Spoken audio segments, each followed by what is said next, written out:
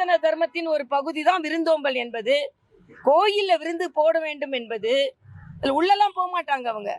ஆக இப்போ பரிகாரம் யாராவது ஜோசியர் சொல்லியிருப்பாருன்னு நினைக்கிறேன்.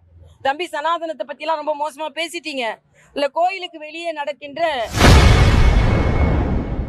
துணை முதல்வர் உதயநிதி ஸ்டாலின் கோவிலில் அன்னதானத்தை துவங்கி வைத்தது குறித்து செய்தியாளர் சந்திப்பில் பாஜக மூத்த தலைவர் தமிழிசை சவுந்தரராஜன் கருத்து தெரிவித்துள்ளார்.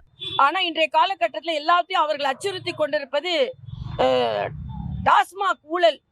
அதனாலதான் சனாதனத்தை பற்றி பேசிய தம்பி உதயநிதி சனாதனத்தின் ஒரு பகுதியாக இருக்கின்ற விருந்தோம்பலுக்கு சென்று விட்டார்.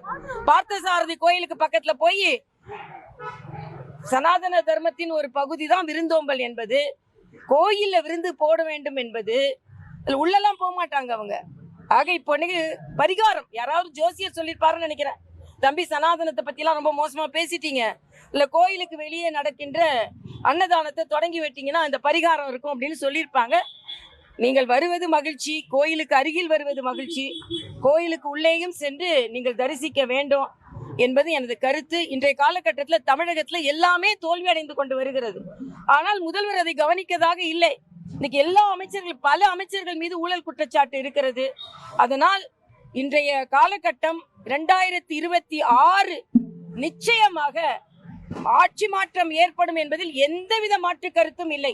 நான் கேட்கிறேன், ஆணவத்தோடு பேசுகிறார்கள். நேற்று இந்த மத யானை அந்த வெளியீட்டை நான் பார்க்கிறேன். நான் என்ன நினைக்கிறேனோ அதான் தமிழக மக்கள் படிக்கணும். மாணவர்கள் நாங்கள் என்ன சொல்றோமோ அதுதான் ஏழை மாணவர்கள் படிக்கணும்.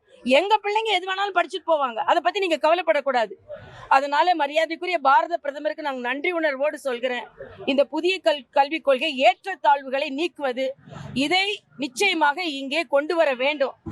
பாண்டிச்சேரியில 99% அரசு பள்ளி மாணவர்கள் பாஸ் ஆகியிருக்கிறாங்க. அடிப்படை கட்டமைப்பு சிறப்பாக இருக்கிறது. ஆனா எப்ப பார்த்தாலும் நேத்து நீங்க தேர்வை சொல்லும் பொழுது எல்லா மாநிலத்திலும் ஏதோ மோசமா இருக்க மாதிரியும் தமிழ்நாடு மட்டுமே முன்னேறி செல்கிற மாதிரி ஒரு மாய தோற்றத்தை ஏற்படுத்துகிறார்கள்.